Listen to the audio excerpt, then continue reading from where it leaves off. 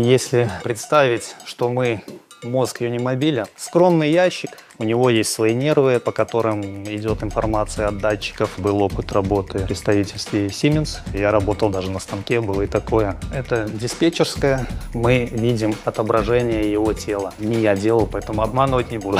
В этих нишах расположены камеры технического зрения. Даже слышим звук. Она заработала. Наша задача безопасно остановить. Разогнать может любой.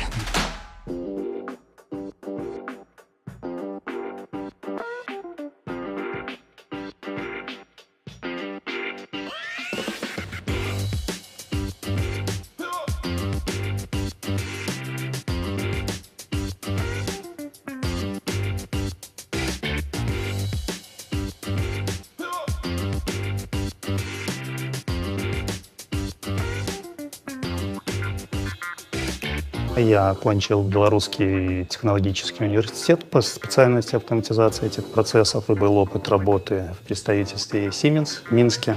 Увидя действительно этот транспорт, впечатления были космические.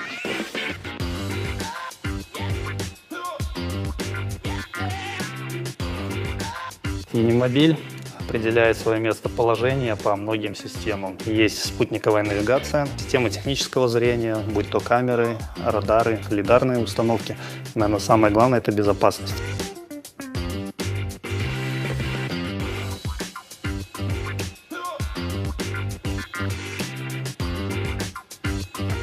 Можем пройти, продемонстрируем.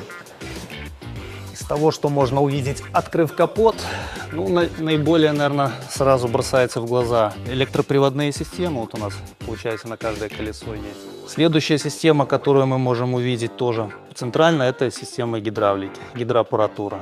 Бортовая система, видя текущую скорость, текущую позицию положения на транспорте, она уже понимает, надо ей разогнаться, либо также остановиться в необходимой точке.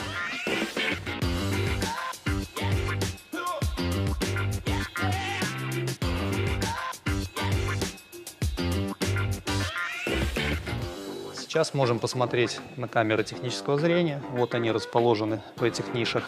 Позволяют различать препятствия перед транспортным средством. Интеллектуальная система, которая не просто вот резко в тормоз, а немножко есть возможности либо замедлить скорость, либо полностью остановиться.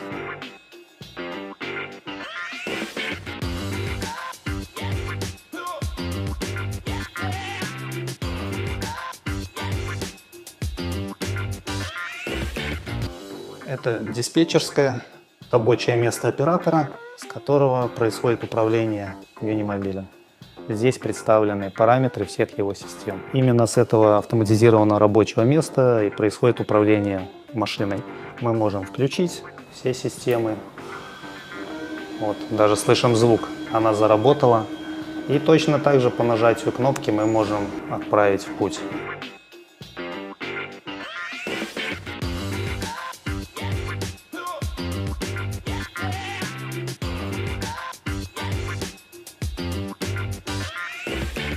Юнимобиль достаточно автономен. Даже при потере связи с диспетчерской станцией он продолжит выполнять свое маршрутное задание и остановится в заданной точке. Задействованы многие системы, одометрия, спутниковая навигация, плюс радарные системы и системы технического зрения оптические.